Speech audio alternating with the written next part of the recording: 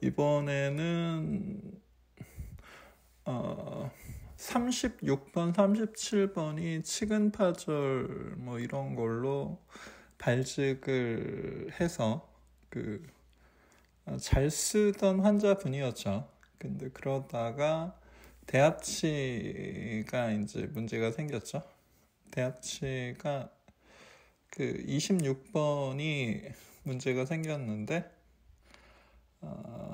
처음에는 프루빙에 문제가 드러나지 않다가 몇 달 지나서 보니까 이제 본로스가 심하고 미지오 링궐 쪽 프루빙 할 때 퍼스가 나오는 뭐 이런 상태였습니다. 그래서 이렇게 팔라탈 루트와 디스토 버컬 루트 사이에 본로스가 심하죠. 그래서 발직을 한다면 미지오 버컬 루트의 링궐 쪽을 노리는 게 좋지 않을까. 뭐 안 할 수도 있고요, 발직을. 근데 한다면 미지오 버컬 루트의 링궐 쪽을 따라서 하는 게 좋지 않을까, 뭐 이렇게 생각을 했습니다. 이런 발직을 할 때는 꼭 심고 나온다 뭐 이런 게 아니고 뭐 되면 좋고 아니면 말고 뭐 이렇게 생각하는 게 좋죠. 그래서 미지오 버컬 루트 쪽으로 미지오 버컬 루트의 링궐 쪽을 따라가는 게 좋지 않을까. 이게 얼마나 여기서 얼마나 바뀔지는 약간씩 변형될지는 모르겠지만, 그래서 원래는 16번이 요 정도였는데 본로스가 드러났죠. 그래서 미지오 링골 쪽으로 프루빙 할 때 쫙 들어가죠. 이쪽 실제로 발치할 때 이 치근이 파절된 게 바로 드러났죠. 그래서 수술 직후고 CT입니다. 이쪽에 본로스가 있지만 미지오 버컬 루트에 심었죠.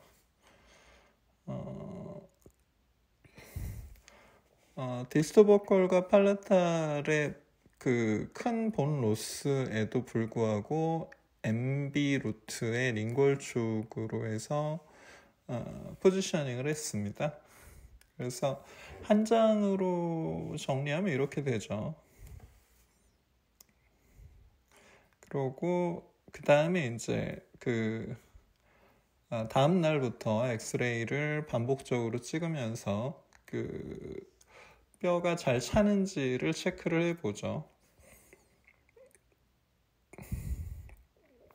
그래서 뼈가 잘 찼으면 이제 세컨 수술을 진행을 하는데, 세컨 수술 들어갈 때 이렇게 마취를 하면서 마취 겸 본 사운딩 겸해서 교환면이나 협설로 프루빙처럼 니드를 넣어봐서 혹시 너무 깊숙이 들어가는 부분이 있다 그러면은 세컨 수술을 좀 딜레이 하는 것도 생각해 봐야죠. 아니면 어떤 경우는 페일을 예감하는 경우도 있죠.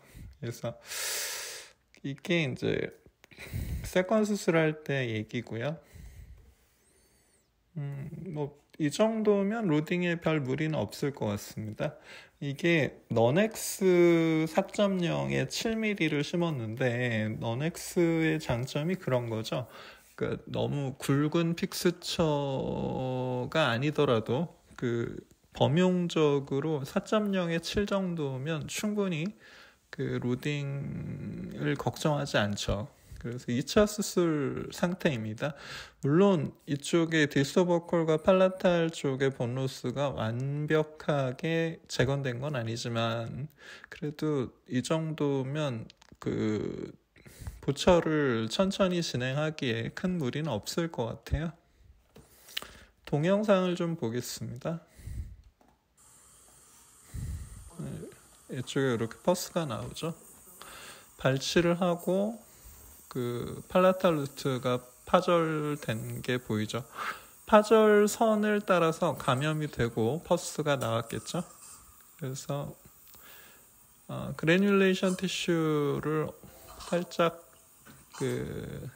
너무 완벽하게 제거까지는 아니고 그냥 어느 정도 제거한다는 생각을 합니다. 이 뼈 큐렛을 하면서 뼈의 상태를 보죠. 그래서 여기 MB 루트의 설측으로 여기 드릴링 하면 되겠네 뭐 이런 생각을 했습니다. 사실 저도 이 수술한 지가 한참 지났기 때문에 잘 기억이 안 나죠. 동영상을 보면서 리마인드를 좀 하는 뭐 이런 겁니다. 큐렛이 끝까지 잘 안 들어가기 때문에 루트 피커를 큐렛처럼 쓰는 경우도 있고요. MB 루트 팔라탈과 디스토 보컬은 많이 녹았고 MB 루트 쪽은 그래도 뼈가 꽤 있죠. 그래서 그쪽을 타겟팅 삼아서 천천히 드릴링을 해봅니다. 물론 상악동을 굳이 뚫을 필요는 없죠. 그래서 코로날 쪽을 드릴링을 하고 코티컬 드릴도 슬쩍 해주고요.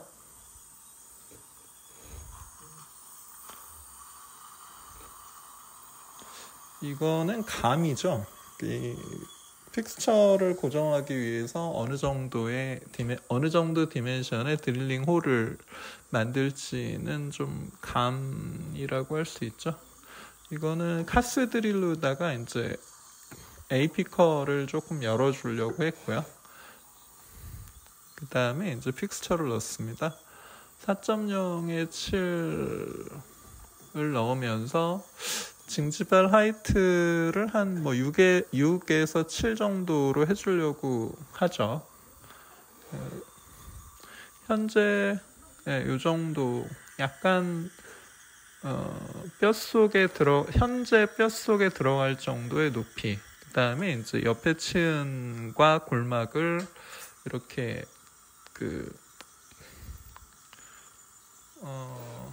디태치해서 옆으로 옮겨줍니다. 약간 그냥 이 정도의 골 노출은 뭐 별 문제가 없기 때문에 그냥 인접 골의 노출을 감소하고 치은과 골막을 옆으로 이동을 시키는 거죠. 이게 약간 좀 얼기설기 얼렁뚱땅 뭐 하는 것 같은데 실제로 술식이 그렇게 어렵지 않고 골막이 완전 분리되는 게 아니고 살짝 옆으로 이동하기만 해서 블러드 클롯도 잘 유지가 되고 이 빈틈도 대부분 잘 메워지죠. 그래서 저는 별 문제를 못 느끼고 있습니다. 이게 드레싱도 현미경으로 대부분 하기 때문에 이 치유 양상을 시간별로 그렇게 어렵지 않게 뭐 일주일 후, 2주일 후, 한 달 후, 2달 후 뭐 이런 식으로 어렵지 않게 동영상 자료를 모을 수 있어서 가끔 이렇게 이게 일주일 후겠죠. 실을 빼러 왔으니까 이 정도 이렇게 해서 이제 또 다음번에 오면 좀 가라앉아 있겠죠. 그래서 이 치은의 형태가 완전히 정상으로 돌아오면 보통 이제 2차 수술을 할 때가 되죠. 점점 정상으로 돌아오고 있죠. 이제 이 정도면 2차 수술을 해야겠다 싶어서 약간 원래 잡은 위치보다 미주 버컬 쪽으로 잡고 이거는 3mm 펀치를 썼습니다. 근데 3mm 펀치를 쓰면은 약간 그 포지션이 약간 에러가 있어도 그것보다 어차피 더 넓게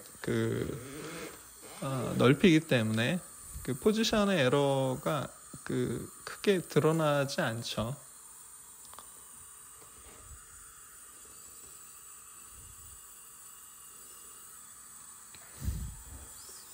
약간 버컬 쪽으로 이동을 해서 뭐 이렇게 하고 있습니다.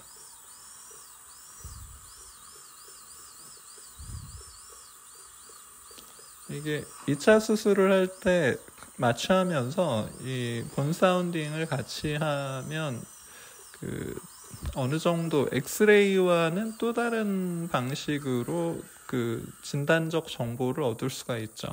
커버 스크류에 이제 스크래치가 좀 난 상태고요. 커버 스크류를 벗어나지 않으면 그 스크래치가 그럼 별 문제는 없는 것 같습니다. 자, 이제 힐링 어버까지 연결했고요. 그래서 지금